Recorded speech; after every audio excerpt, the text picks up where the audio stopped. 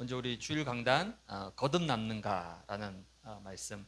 사실 이 말씀은 뭐 유튜브에 들어가 보면 거듭남의 비밀부터 시작해가지고 굉장히 많은 주옥 같은 기존교회에서 주신 메시지들이 많이 있습니다. 근데 우리는 조금 다른 관점으로 니고데모를 한번 살펴볼 수 있는. 저도 이 말씀을 좀 준비하면서 항상 니고데모 그러면 그래 지식은 있고 참 신실한 유대인이지만 영적 비밀을 잘 모르는 그런 니고데모인 줄 알았는데 이렇게 쭉 묵상하다 나중에 이 니고데모 처음은 그랬지만 처음에는 이 종교 율법에 잡혀서 생명이 전혀 없었는데 예수님 만나고 나서 이후에는 십자가 질 때 제자들이 다 도망갔잖아요. 전부 다 베드로부터 제가 다 도망갔는데 이 니고데모는 도망가지 않았어요. 예수님의 십자가에 끝까지 참여하고 심지어 아리마대 요셉이 예수님 시신을 받아오잖아요. 빌라도에 가서 그 시신을 받아왔을 때 아리마대 요셉과 함께 예수님의 시신에다가 약을 다 바르고 세마포로 그 시신을 싸고 그 장례를 다 준비한 거죠. 그러면서 끝까지 그리스도를 붙잡는 참 제자로 이 니고데모. 저는 이 부분 잘 몰랐는데 이 니고데모가 이런 제자였구나라는 사실을 깨달으면서 거듭나는 게 얼마나 중요한지를 다시 한번 확인하게 됐습니다. 그래서 일평생 율법과 종교로 살아온 이 니고데모가 바로 예수 그리스도 만나서 참 복음 깨닫고 그리스도의 참 제자로 변화가 되었습니다. 이걸 보고 우리가 거듭남이라고 얘기합니다. 그래서 거듭난다는 뜻은 위로부터 태어나다는 것이죠. 즉 다시 태어나다, born again, 다시 태어났다는 겁니다. 근데 이 니고데모는 그 말을 육신적으로 해석한 거죠. 어떻게 어른이 다시 어머니 모태에 다시 들어가서 어떻게 다시 태어날 수 있느냐. 아직 전혀 성령이 없다 보니까 육신적으로만 깨닫고 이해를 한 겁니다. 그래서 여기서 거듭난다는 말은 성령의 역사로, 그러니까 사람의 노력과 행위가 아니라 성령의 역사로 다시 태어나는, 즉 빛의 역사로 생명이 니고데모에게 들어가게 되는 거예요. 여러분이 잘 한 것처럼 사도행전 9장에 보면 바울이 어디서 거듭나죠? 다메섹에서. 다메섹 가기 전까지도 이 사도 바울은 성경의 모든 구약을 다 통째로 외우고 있는, 모세의 율법부터 시작해서 전통 모든 것들을 다 통째로 깨고 있는 사람입니다. 가말리엘 문화니까. 가말리엘은 그 당시에 그 이스라엘 제일 유명한 3대 석학 중에 한 사람입니다. 거기 밑에 수제자였으니까 얼마나 똑똑하겠습니까? 근데도 이 부활의 그리스도를 몰랐던 거죠. 근데 다메섹에서 부활의 그리스도를 만나고 나서 완전히 거듭나게 됩니다. 또 거듭남이란 말과 비슷한 게 우리가 중생이라는 말이 있습니다. 중생도 같은 의미입니다. 근데 이 중생은 이제 신학적인 용어로 중생, 즉 새롭게 태어나다라는 뜻을 가지고 있는 거죠. 진정한 거듭남, 진정한 중생은 뭐냐면요, 고린도후서 5장 17절에 보니까 그리스도 안에 있으면 뭐라고요? 새로운 피조물이다. 새로운 피조물이다. 이전 것은 다 지나갔다. 하나님 만나기 전에, 복음 만나기 전에 있었던 나의 옛 체질, 옛 상태, 이 모든 건 다 끝났고 난 이제 그리스도와 함께 새롭게 태어났다는 거예요. 새로운 피조물이 됐다는 거죠. 예수 그리스도로 말미암아 신분과 배경과 이 모든 것이 완전히 바뀌게 된 거예요. 그래서 진정한 거듭남과 중생의 결과는 뭐냐면요, 갈라디아서 2장 20절. 내가 그리스도와 함께 십자가에 못 박혔다는 거예요. 못 박혔다는 말은 이제 나를 부정하는 거예요. 하나님 알기 전에, 복음 알기 전에 있었던 나는 이제 죽었다는 거예요. 창세기 3장에 나는 십자가에 완전히 못 박았다는 거예요. 그리고 이제 내 안에 그리스도가 사시는 거지. 그리스도와 함께 새로 태어난 거예요. 어떤 분들은 영접한 날을 보고 영적 생일이라고 얘기하더라고요. 좀 맞다고 생각합니다. 영접하기 전과 영접하기 이후가 인생의 분기점이잖아요. 예수 믿기 전에는 말 그대로 빛이, 그리스도 알기 전에는 내 인생에 누가 주인입니까? 내가 주인이었어요. 돈이 주인이었습니다. 내 야망과 동기와 목적이 주인이었어요. 그걸 위해서 평생 살았던 거예요. 근데 예수 영접하고 나서는 AD죠. 완전히 바뀌어진 거예요. 이제 그 모든 걸 다 십자가에 못 박고 나의 남은 인생은 오직 그리스도를 위하여. 그게 바뀐 겁니다. 그게 거듭난 거죠. 그게 변화된 겁니다. 그래서 오늘 본문의 니고데모가 어떻게 거듭나게 되었느냐?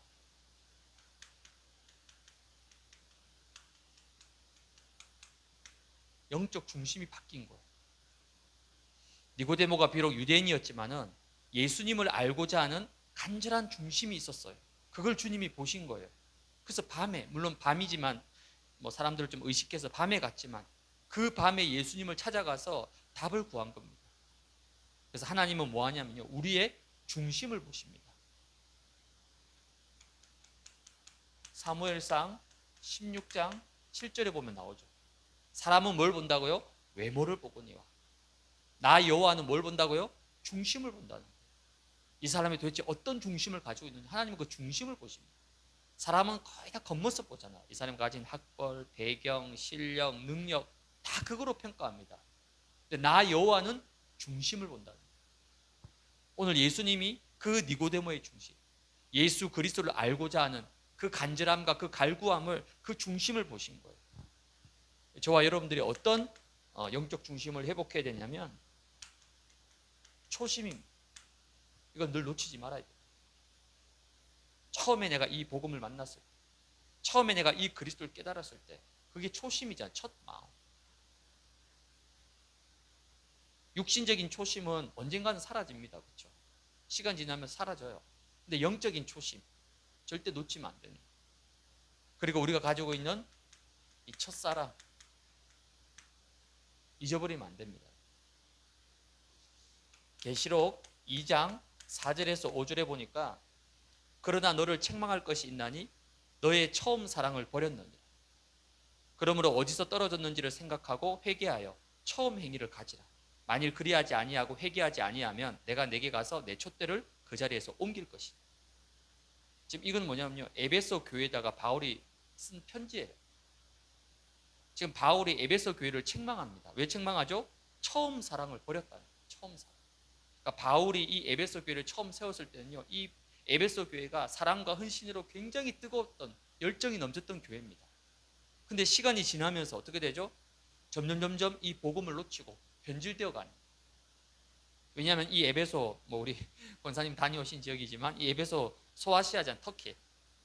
그 당시만 해도 무역과 상업이 굉장히 발달한 곳이 어쩔 수 없어요. 돈이 많으면요, 경제가 발달하면 사람은 결국 변질됩니다. 타락되게 되어 있는 거예요. 게다가 그 에베소 지역은요, 우상 아르테미 신전이라고 세계 7대 불가사리 중에 하나, 엄청난 신전입니다. 지금은 이제 기둥만 남아있고 그 터만 남아있고, 그 당시에는요, 불가사리로 여길 만큼 엄청난 신전이 세워져, 그러니까 한마디로 엄청난 우상 동네였던 거예요. 에베소. 돈이 넘쳐나지, 우상이 넘쳐나지, 그 성도들이 이 복음을 지키지 못하는 거예요. 점점 영향받고 타락하고 변질돼 버리는 거예요. 이걸 바울이 보고 책망한다. 그래서 빨리 회개해서 처음 행위를 가져라. 처음 이 복음을 받았을 때, 처음 구원받았을 때 그 첫 그 마음을 다시 빨리 회복하라는 겁니다. 여러분들이 처음 복음을 들었을 때, 예수 그리스도를 영접했을 때 그 감격, 감사, 이게 늘 충만해야 되는데 우리가 육을 가지고 있고 또 창세기 3장의 체질을 가지고 있다 보니까 시간이 지나면서 점점 묻어지니까, 또 너무나 이 복음 속에 오래 있다 보니까 이 복음을 당연하게 여기고 있다는 거예요. 그래서 초심과 첫사랑, 이 중심을 다시 회복해야 되는 거예요. 두 번째, 우리의 영적 중심은 하나님이 주신 이 구원에 대한 감사와 감격이 늘 여러분에게 넘쳐나야 돼요. 특별히 에베소서 2장 8절에 보니까 너희가 그 은혜를 인하여 믿음으로 말미암아 구원받았다는 거예요. 어떻게 구원받았습니까? 믿음으로 물론 구원받았죠. 근데 그 믿음조차도 내 겁니까? 하나님이 주신 거예요. 나는 도대체 믿을 수 없는 사람입니다. 우린 지금은 믿지만죠. 근데 여러분, 저는 세상 그 현장에서 전도하다 보면요, 불신자들이 복음 안 받는 거 충분히 이해가 되더라고요. 동정녀 탄생 믿어지겠습니까? 여자의 후손, 그 말이 믿어지겠냐고요. 왜? 영이 죽어 있는데 사탄에게 붙잡혀 있는 그 생 불신자가 어떻게 이 복음을 믿고 이해할 수가 있겠냐고요. 원래 우리도 그랬잖아요. 근데 너희가 그 은혜로 말이야, 하나님이 나에게 믿어지는, 믿을 수밖에 없는 은혜를 주셨다는 거예요. 그 수많은 사람들 중에서 나에게 이 은혜 주셔서 복음이 믿어지고 깨달아지고 고백되어졌다는 거예요.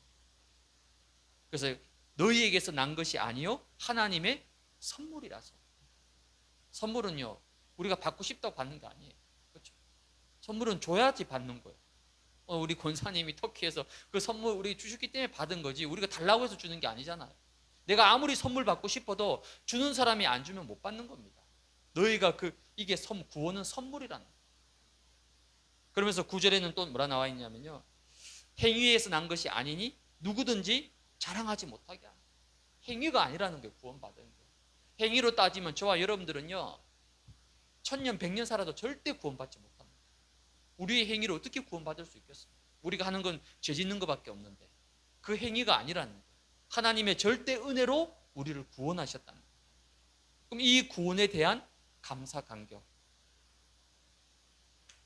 마태복음 16장 17절에도 그리스도를 고백한 베드로에게 예수님 뭐라고 말씀합니까? 이를 네게 알게 하니는 혈육이 아니 하늘에 계신 내 아버지시다.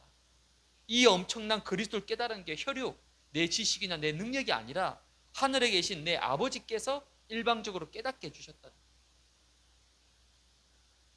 여러분이 필요하다면 불신자들도 많이 만나보시고 불신자들 만나보면요 저들이 모르는 이 복음을 내가 어떻게 깨닫게 됐을까? 이 엄청난 비밀을 어떻게 내가 알게 됐을까? 바울도 깨달은 이 어마어마한 복음의 비밀을 하나님 이 시대 우리에게 주셔서 지금 우리가 이 복음 가운데 서 있다는 거예요. 그렇다면 날마다 여러분 삶 속에 이 구원의 감사와 감격이 날마다 넘치나요? 이 구원의 감사 감격이 넘칠 때에 불평, 원망, 불신앙은요 무너지게 됩니다. 구원의 감사 감격이 날마다 여러분 삶 속에 넘쳐나기를 바랍니다. 그래서 우리의 중심은 뭡니까? 우리의 중심은 오직입니다. 어떤 오직입니까? 오직 그리스도, 오직 하나님의 나라, 오직 성령 충만. 이게 우리의 중심이 돼야 돼요. 어떤 문제 앞에서도 그래 그리스도면 끝난 거다. 어떤 상황이 있더라도 하나님의 나라를 누리면 되는 거예요. 어떤 문제가 찾아와도 성령 충만함으로 뛰어넘을 수 있는 겁니다.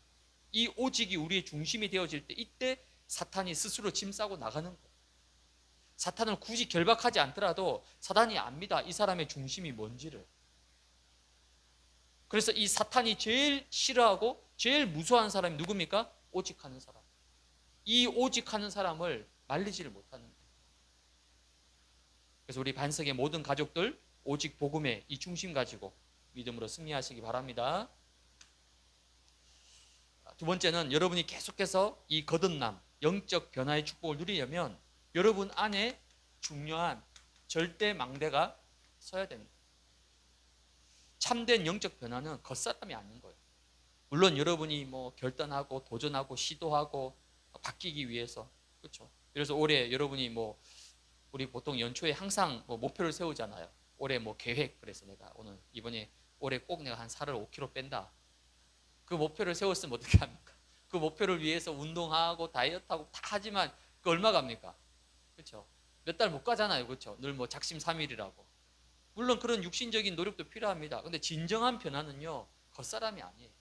진정한 변화는 뭡니까? 우리의 속사람에서부터 시작돼야 돼요. 나의 속사람이 즉 나의 영혼 속에 어떤 문제, 사건, 어려움이 와도 흔들리지 않을 절대 망대가 서 있어야 됩니다. 내 안에 절대 망대가 서는 날 하나님의 역사가 시작됩니다. 특별히 이사야 60장 22절에 보면요. 그 작은 자가 천을 이루고 그 약한 자가 강국을 이룰 것이다. 때가 되면 나 여호와가 속히 이룬다. 하나님의 때가 이루는 그 시간표 언제 옵니까? 내 안에 절대 망대가 설 때. 그때 하나님의 시간표가 오는 거예요. 근데 우리는 이거보다는 자꾸만 빨리 내 문제가 해결됐으면 좋겠고 우리 아이들의 문제가 해결됐으면 좋겠고 우리 가정의 문제가 해결됐으면 좋겠고 뭐 경제, 산업 이런 문제들이 빨리 문제가 먼저 해결됐으면 좋겠다고 생각합니다. 근데 하나님은 그게 아니에요. 기준이 뭡니까? 이게 섰느냐 안 섰느냐. 이게 안 선 상태에서 여러분 경제 뭐 여러 가지 응답의 문이 온다. 어떻게 됩니까? 결국 그 응답 때문에 결국 시간 지나면 그 사람 무너집니다. 하나님 우리에게 응답을 먼저 주시는 게 아니라 이걸 먼저 세우기를 원하십니다. 절대망대. 절대망대가 서는 날 모든 응답의 문이 열려지게 되는 거예요. 그렇다면 절대망대를 어떻게 세웁니까? 내 안에 가장 중요한 영적 시스템 뭐죠? 바로 복음 누리는 영적 시스템을 세워야 돼요.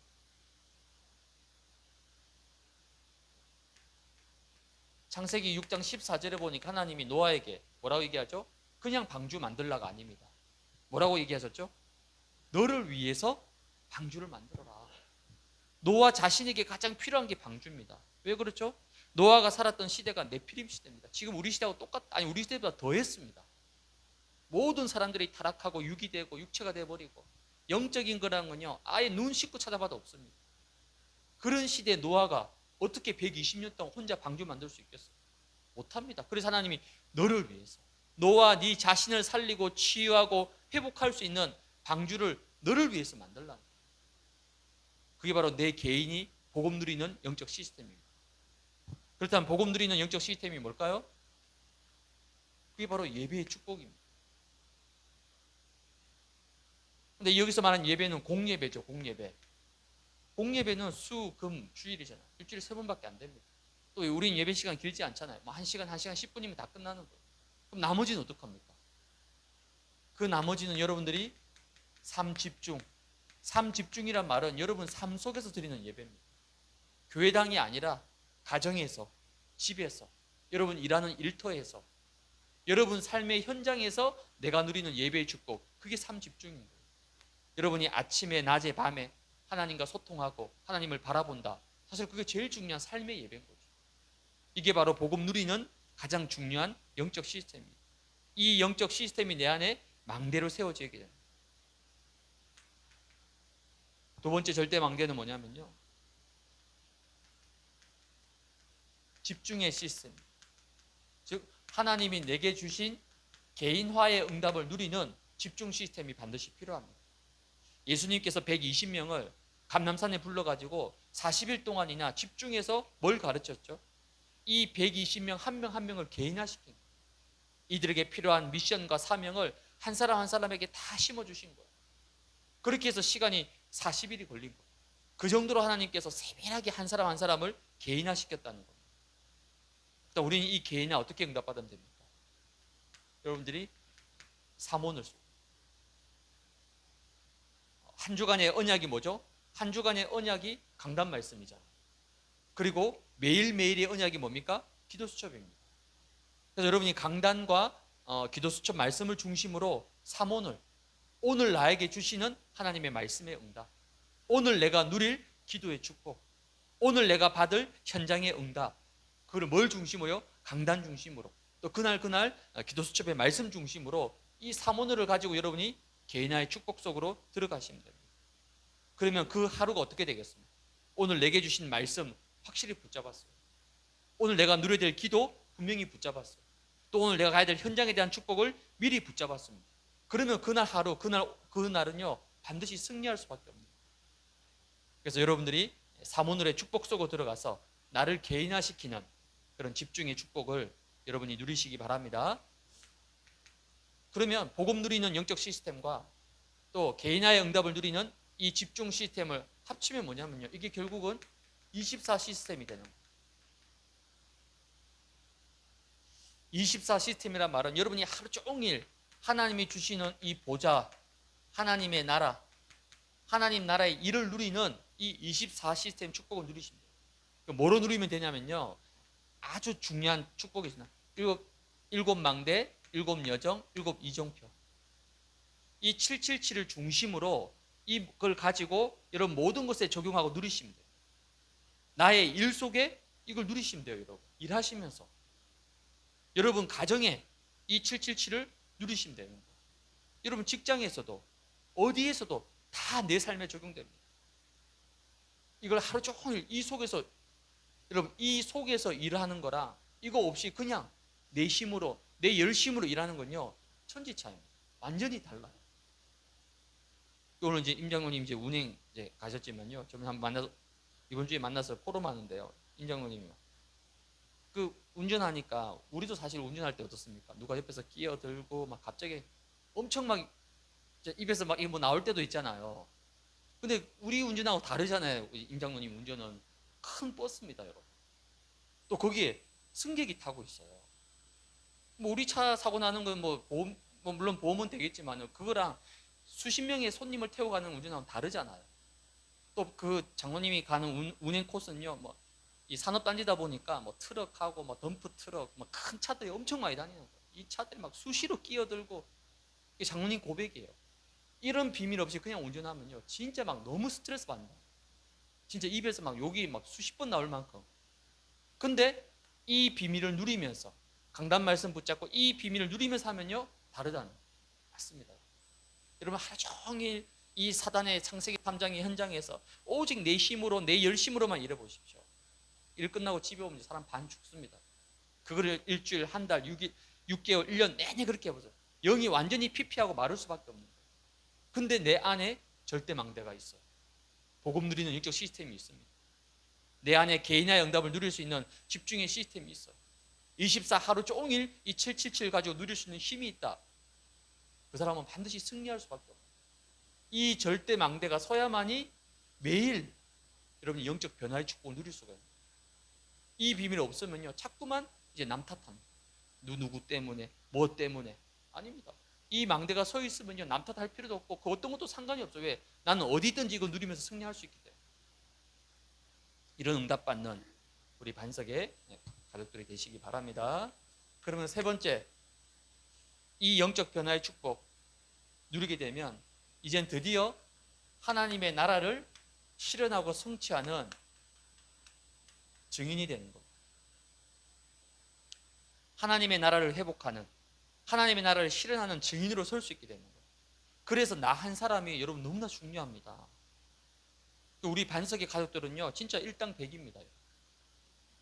여러분 한 사람이 하나님의 나라를 회복하고 누리면 여러분을 통해서 엄청난 이 복음의 역사가 주위에 확산되고 전달될 수 있는 거예요. 그래서 한 사람이 중요한 거예요. 그래서 하나님의 최고의 계획은 어디 있습니까? 나에게 있는 거예요. 나에게. 그 시작이 바로 복음화입니다.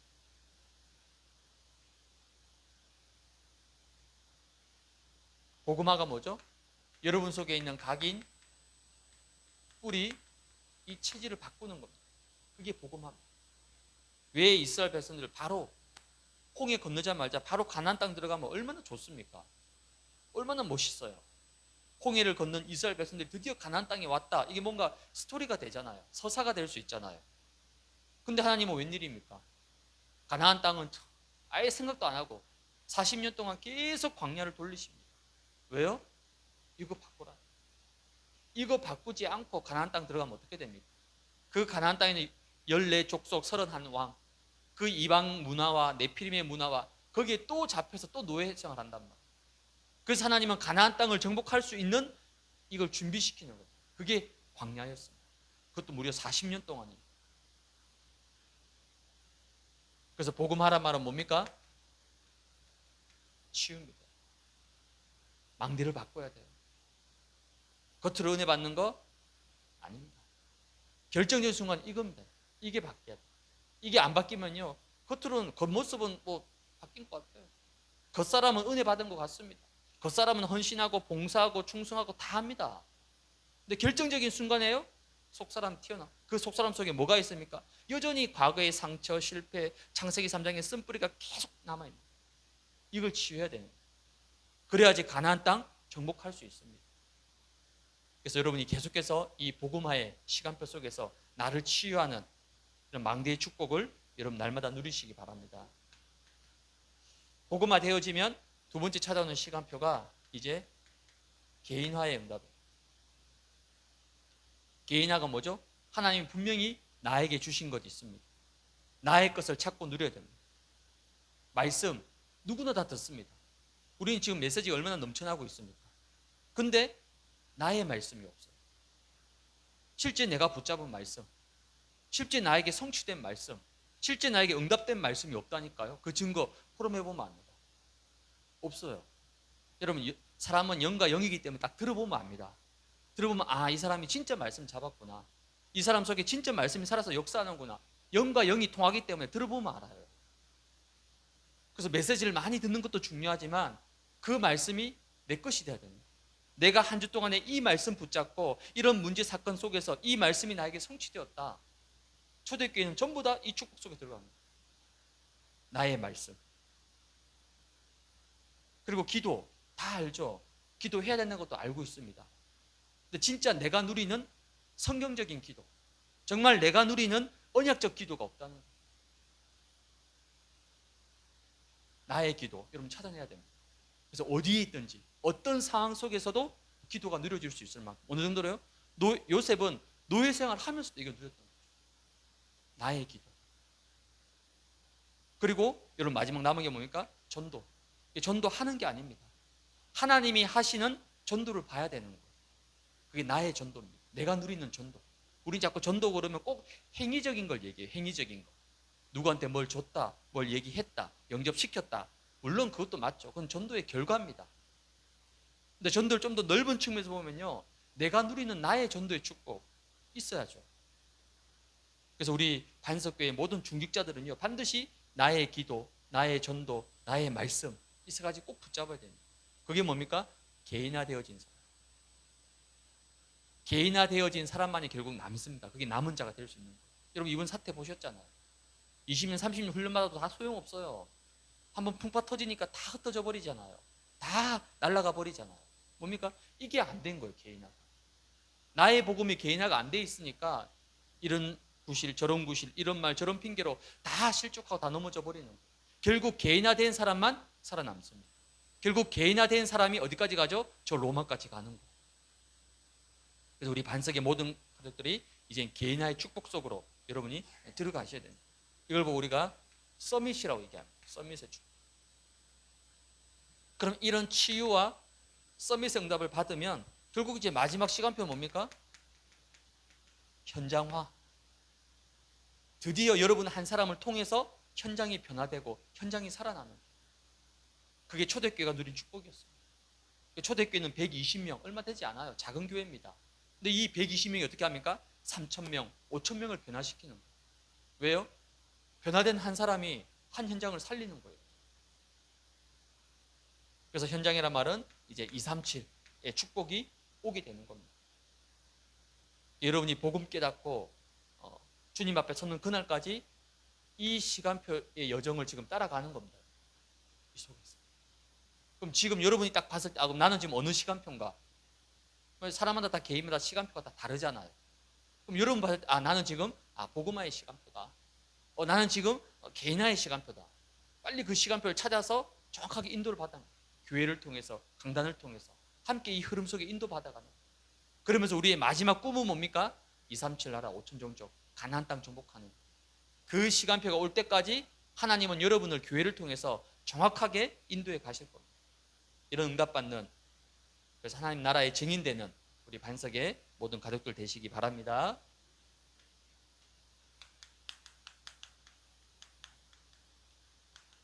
어제 산업선교는 금요 치유의 시작이었습니다. 그 치유는 지금 이 시대 하나님이 주시는 가장 중요한 미션입니다. 그래서 우리는 금요 예배가 아니라 뭐죠? 금요 치유 예배입니다. 금요일은 여러분들이 중요한 언약을 붙잡고 치유의 현장, 즉 감람산으로 올라온다 생각하시면 됩니다. 나를 치유하는 것은 지금 시대의 사명입니다. 가장 급한 치유예요. 나를 치유해야 됩니다. 치유된 나를 통해서 하나님은 가정과 가문과 우리 후대를 어떻게 하죠? 치유하고 살리십니다. 그리고 나의 산업과 현장을 하나님이 치유하시는, 이 응답을 금요 치유 예배를 통해서 누리는 우리 반석의 가족들이 되시기 바랍니다. 그래서 금요 치유 예배 시간에는 여러분이 어느 정도로 병이 떠나갈 정도로 여러분 치유를 누리셔야 됩니다. 말씀이 완전히 내 안에 각인될 정도로 기도에 집중하셔야 됩니다. 산업과 경제가 완전히 회복될 만큼 완전히 기도 속으로 들어가야 됩니다. 그게 금요 치유입니다. 저도 이전 교회에 있을 때요, 워낙 그 이전 교회는 이 압박이 심하단 말이에요. 숫자, 부흥, 뭐 이런 아직 이 프레스가 굉장히 여러분 아마 상상도 못할 정도로. 그러다 보니까 어떻게 합니까? 엎드릴 수밖에 없는 거예요. 왜? 능력은 없지, 힘은 없지, 무능하지, 역사는 잘 안 일어나지. 할 수 있는 게 기도밖에. 그래서 금요, 거기도 금요 기도회가 있으니까 그때요 진짜 하나님 앞에 얼마나 간절하게 엎드린지 모릅니다. 왜? 붙잡을 수 있는 건 그밖에 없다니까. 여러분 금요일날 물론 우리가 평소에도 집중해야 되지만 말 그대로 금요 치유 예배이기 때문에 진짜 내 안에 있는 질병, 나의 모든 연약함이 떠나갈 정도로 하나님의 말씀이 내 안에 완전히 각인될 정도로 나의 가정과 후대와 산업이 완전히 살아날 수 있을 만큼 그건 특별한 날이니까 금요일 하루만큼은 여러분이 진짜 치유의 은혜 속으로 완전히 들어가시는 그런 응답을 누리는 여러분 되시기 바랍니다. 그래서 우리 모든 반석의 중직자 산업인들은 뭐 해야 되냐면요, 증인이 돼야 되죠. 누가 증인입니까? 증인이란 말은 뭐죠? 증거를 가진 사람이 증인이죠. 어떤 증거를 붙잡아야 되겠습니까? 또 어디서 증거를 찾아야 되느냐? 다른 데서가 아니에요. 안 되는 것. 지금 뭔가 잘 안 되는 것, 막혀 있는 것이 있을 수 있습니다. 그건 개인마다, 가정마다 다 달라요. 여기에 여러분들이 낙심하고 포기하는 것이 아니라 이걸 또 그냥 넘기면 안 돼요. 하나님이 이걸 통해서 반드시 주시고자 하는 게 있습니다. 그걸 찾아내야 되는 거예요. 보통 우리가 잘 안 되잖아요. 뭐가 막히거나 뭐가 잘 안 되면요, 포기해버립니다. 뭐 다음에 하지, 뭐 아닌가 보다. 그게 아니라 하나님은 이 속에서 여러분에게 가장 중요한 증거를 주길 원하시는 거예요. 응답의 하나님께서, 축복의 하나님께서 왜 여러분을 안 되게 하시겠습니까? 하나님은 좋은 하나님이십니다. 응답의 하나님이에요. 그런데 왜 응답을 안 주시고 계속 그 상태에 두실까요? 여기에 뭔가 있다는 거예요. 그걸 찾아내야 된다는 거예요. 그리고 또 여러분들에게는 여러 가지 크고 작은 문제들이 있을 수 있습니다. 이 문제 속에서 답이 나올 때까지, 문제 속에서 여러분이 확실한 해답을 얻을 때까지, 문제를 통해서 여러분이 반드시 결론을 내릴 때까지는 뭐 하는 겁니까? 기도로 붙어야 됩니다. 그게 하나님의 계획입니다. 그럼 하나님이 반드시 이 속에서 뭘 주시냐면요, 확실한 증인될 수밖에 없는 증거를 여러분에게 주십니다. 근데 제가 보니까요, 문제와 어려움은 확 왔는데 진짜 기도한 사람이 별로 없더라고요. 걱정과 염려는 많이 하는데 진짜 문제를 붙잡고 기도로 붙는 사람이 별로 없어요. 하나님은 이거 주시려고 여러분에게 문제 사건 주셨는데. 예레미야 33장 1절에서 3절에 보면 예레미야의 인생 가운데 가장 큰 위기가 찾아왔습니다. 뭐죠? 시위대 뜰에 갇혔습니다. 감옥에 갇힌 거예요.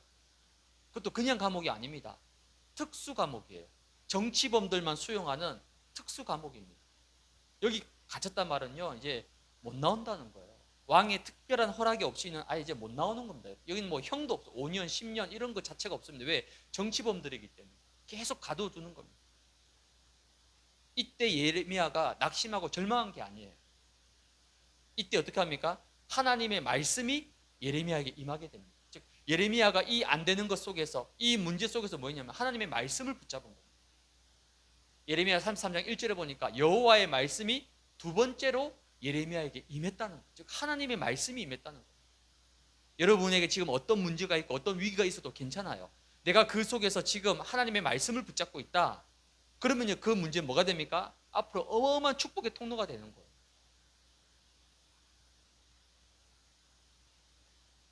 그럼 하나님의 계획이 뭐였습니까? 이 위기를 통해서 뭘 하시죠?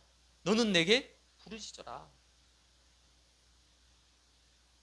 그러면 크고 은밀한 일을 내가 너에게 이룰 것이다.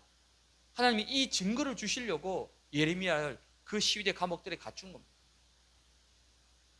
이때 예레미야는 평생 잊을 수 없는 하나님이 주시는 증거를 붙잡게 됩니다.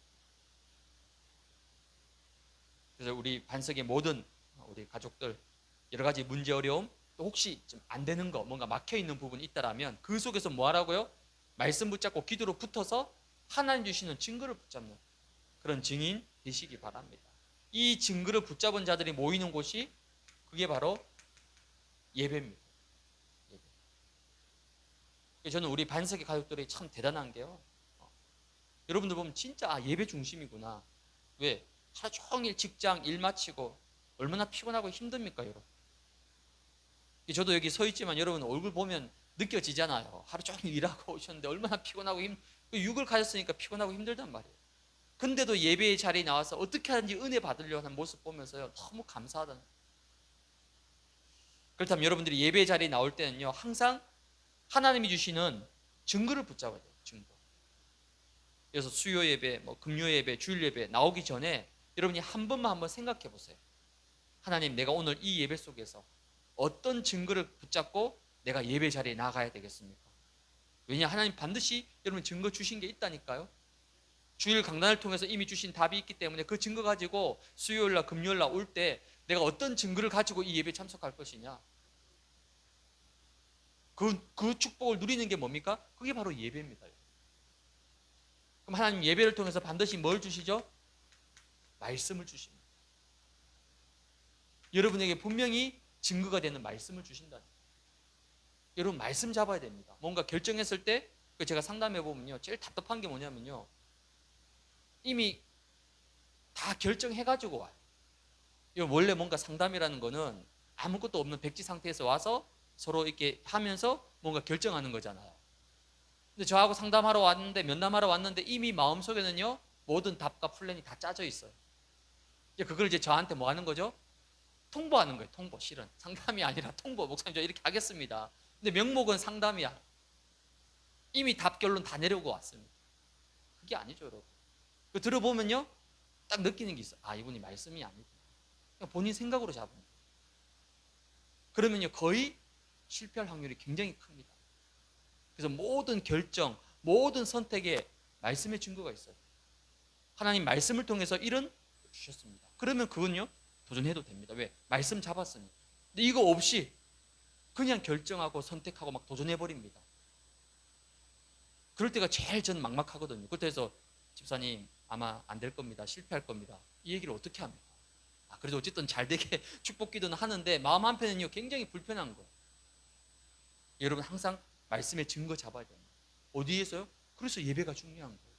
어디서 증거 잡겠습니까? 예배 속에서 말씀 통해 잡으셔야죠. 그럼 하나님이 말씀을 통해서 여러분에게 반드시 응답을 주십니다. 진짜 응답은 뭡니까? 말씀을 통한 게 진짜 응답입니다.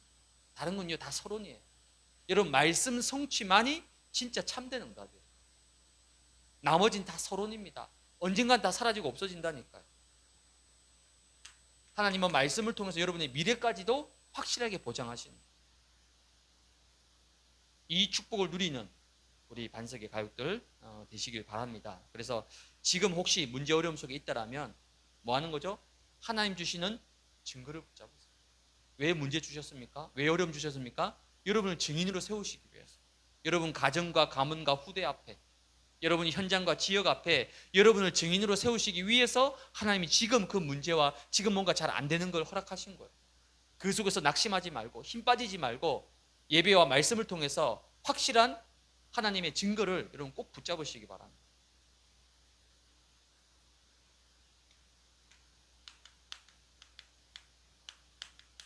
그리고 어제 핵심은 11월 학원 복음화, 매달 마지막 주는 학원 복음화입니다. 그래서 렘넌트 데이 이제 메시지인데, 물론 렘넌트들에게 주는 메시지이긴 하지만 우리 어른 성도들도 반드시 붙잡아야 됩니다. 왜냐? 여러분 통해서 후대를 살려야 되기 때문에, 여러분 통해서 렘넌트를 살리고 세워야 되기 때문에 여러분이 메시지를 반드시 붙잡아야 됩니다. 그래서 매일 해야 될 것, 매일 뭘 해야 되느냐? 여러분이 중요한 기도의 비밀을 매일 누리셔야 됩니다. 뭐로 누리면 됩니까? 다른 거 아닙니다. 7망대, 7여정, 7이종. 이걸 가지고 나의 모든 것을 살립니다. 저도 오늘 아침에 일어나서 다른 거 안 했습니다. 이거 가지고 호흡하면서 잠깐 누리고, 오늘 예배를 놓고 기도하고, 여러분을 놓고 기도하고, 저의 777 속에 제가 누구 놓고 기도했습니다. 여러분 한 분 한 분들 이거 놓고 기도합니다. 이거 얼마나 편하고 좋은지 몰라요. 그래서 이 777을 가지고 나의 모든 것을 살려낼 수 있습니다. 나의 뇌, 영, 몸, 모든 것 다 살립니다. 이걸 만약 여러분이 매일 누린다, 어떻게 됩니까? 이게 바로 3집중으로 연결됩니다. 3집중하다 보면 분명히 3세팅, 즉 이 누리는 절대망대가 여러분에게 플랫폼이 되고 파수대가 되고 안테나가 되는 거예요. 그게 3세팅이잖아요. 그럼 어떻게 됩니까? 모든 문제, 사건, 위기가 다 응답이 되는 거예요. 3응답. 이게 내 삶 속에 딱 뿌리를 내리게 되는 거예요. 이게 여러분 매일 누리셔야 될 거예요. 그리고 매시마다 해야 될 것. 매시마다 여러분 확인하시기 바랍니다. 뭘 확인하죠? 말씀을 확인해야 됩니다. 특별히 사람 만날 때 그냥 사람 만나러 가면 안 됩니다. 말씀을 붙잡아야 돼요. 내가 오늘 이 사람을 왜 만나지? 내가 오늘 이 장소에 왜 가지? 심지어 내가 오늘 이 일을 왜 하지? 말씀으로 확인해야죠. 그러면 반드시 하나님이 여러분에게 확정되는 응답을 주시게 되어 있습니다. 이걸 여러분 매시마다 누리시는 거예요. 그리고 운동. 그래서 우리 장로님들하고 권사님들은, 또 우리 안수 집사님하고 전사님은 세계복음 해야 되니까 운동 매시마다, 뭐 시간마다 할 수는 없더라도 하루에 한 번 이상은 여러분 운동해서 건강 회복하셔야 돼요. 그리고 매사에는 하나님이 주시는 이 300%의 응답, 여러분이 회복해야 하는 거예요. 그럼 이 300% 응답을 어떻게 합니까? 그 첫 번째가 여러분이 편집이란 말은요, 말씀으로 답을 찾을 때까지 계속 말씀으로 편집하는 거예요. 그러니까 말씀으로 답이 나올 때까지 계속 말씀을 가지고 보는 거예요. 그게 편집하는 겁니다. 특별히 강단 말씀 우리가 매주 주시니까 그 강단 말씀 가지고 예를 들어서 어떤 문제가 있어요. 어떤 상황이 있습니다. 그걸 놓고 말씀으로 답이 나올 때까지 계속 말씀을 붙잡는 거예요. 그게 편집입니다. 그럼 분명히 뭐가 나오죠? 답이 나온다니까요. 하나님 증거 주신다니까요. 그리고 설계란 말은 여러분 기도의 응답이 보일 때까지 기도로 계속 설계하시는 거예요. 그리고 디자인, 현장에서 하나님의 역사가 보일 때까지 현장을 계속 디자인하는 거예요. 이게 편집, 설계, 디자인, 이게 바로 300% 응답받는 가장 중요한 비밀입니다. 이걸 가지고 이제 지금부터 뭐 하느냐, 여러분 기도의 망대를 굳게 붙잡으시기 바랍니다. 여러분 한 사람 한 사람이 정말 가정과 후대와 자녀와 생업과 모든 것을 살리는 기도의 망대가 되시면 됩니다. 그리고 여러분이 기도의 여정을 마음껏 누리시면 됩니다. 기도의 여정을 누리고, 그리고 이제는 기도의 이정표를 가는 곳마다 세우는 이런 귀한 축복을 여러분 누리시기 바랍니다. 그래서 이번 한 주간 거듭남 축복, 이 거듭난다는 게 뭐 다른 의미가 다시 뭐 세례를 받고 뭐 다시 그게 아니라 매일 매시 매사에 이 복음 가지고 영적인 변화의 축복. 여러분이 살면, 여러분이 변화되면 다 살게 돼 있습니다. 특별히 가족이 압니다. 어떤 그 권사님이 그런 간증을 하시더라고요. 본인이 진짜 은혜 받고 말씀 성취를 누리고 성령의 역사를 누리니까 오늘 딸이 와가지고 엄마 요즘 좀 바뀐 것 같아. 그 딸은 교회 안 다니거든. 그러니까 교회 안 다니는 딸이 엄마를 봐도 엄마가 뭔가 바뀐 게 보인다는 거예요. 느껴진다는 거예요. 그게 정확하게 뭔지는 모르지만 평소하고 예전하고 다르다는 겁니다. 그게 벌써 뭡니까? 영적인 변화의 역사 일어납니다. 그래서 내 개인이 변화되고 내 개인이 응답받으면 그게 뭡니까? 가정, 가문, 후대 복음화의 길이 열리는 거예요. 세계 복음화의 가장 빠른 시작입니다. 내가 변합니다. 내가 은혜 받고 응답받은 거예요. 그럼 나머지는요? 하나님이 하십니다. 근데 그 내 개인의 변화가 없이 내가 아이를 어떻게 해보려고, 남편을 어떻게 해보려고, 주변 사람을 어떻게 해보려고 하면요, 나만 지칩니다. 나만 짐 빠져요. 내가 은혜 받고 응답받고 누리면 나를 통해서 하나님은 모든 사람을 살리고 회복시켜 나가는 거예요. 이번 한 주간 참된 영적인 변화, 거듭남의 축복을 그리스도 안에서 날마다 누리고 승리하는 우리 반석의 가족들이 되시기를 주님의 이름으로 축복을 드립니다. 지금은 우리 인생의 모든 문제를 해결하신 우리 주 예수 그리스도의 은혜와 하나님 아버지의 극진하신 사랑하심과 시공간을 초월하시는 성령의 역사하심이 날마다 우리의 속사람이 오직 주 예수 그리스도를 말미암아 변화되고 치유되고 개인화의 응답을 가지고 이제 가정과 가문과 후대를 살리고 우리의 현장과 지역을 살리며 237과 네피림과 렘넌트와 다민족을 살려서 하나님 앞에 가장 귀한 전도자의 인생으로 쓰임받기를 소원하는 이 자리에 머리 숙인 사랑하는 모든 우리 반석의 가족들, 그들의 개인과 가정, 특별히 사랑하는 자녀와 후대들, 저들의 건강과 체력과 모든 생업과 경제 위에, 저들의 모든 기도 제목들 머리 위에 이제로부터 영원까지 항상 함께 계실지어다. 아멘.